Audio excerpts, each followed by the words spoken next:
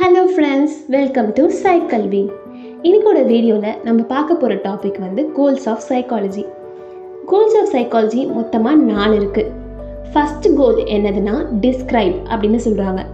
Describe அப்படின்னா psychologist ஒரு பிஹேவியரை observe பண்ணி அதை ரெக்கார்ட் பண்ணி வச்சுப்பாங்க.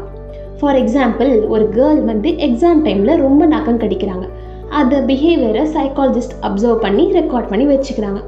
செகண்ட் கோல் என்னதுன்னா எக்ஸ்பிளைன்னா அவங்க எதனால் நகம் கடிக்கிறாங்க அப்படின்றத கண்டுபிடிப்பாங்க.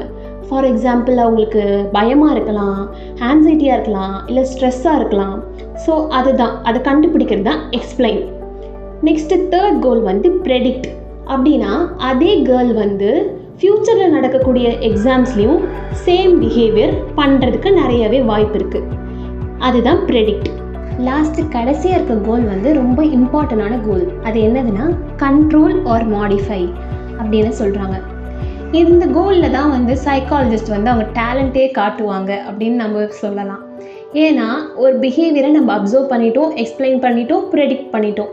இதுக்கப்புறம் அந்த பிஹேவியரை நம்ம ரெடியூஸ் பண்ணணும். ஸோ அதுக்கான இன்டர்வென்ஷன்ஸ், அவங்களுக்கு நிறைய பிளானிங் ஐடியாஸ் எல்லாமே கொடுப்பாங்க.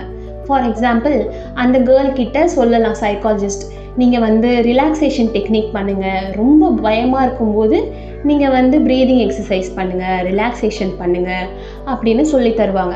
அதுதான் கண்ட்ரோல் ஆர் மாடிஃபை. ஸோ இன்றைக்கோட வீடியோவில் வந்து மொத்தமாக சைக்காலஜியில் 4 கோல்ஸ் இருக்குதுன்னு பார்த்துருக்கோம். Describe, explain, predict and control. உங்களுக்கு வீடியோ பிடிச்சிருந்தால் லைக் பண்ணுங்கள், ஷேர் பண்ணுங்கள், சப்ஸ்கிரைப் பண்ணுங்கள். தேங்க்யூ.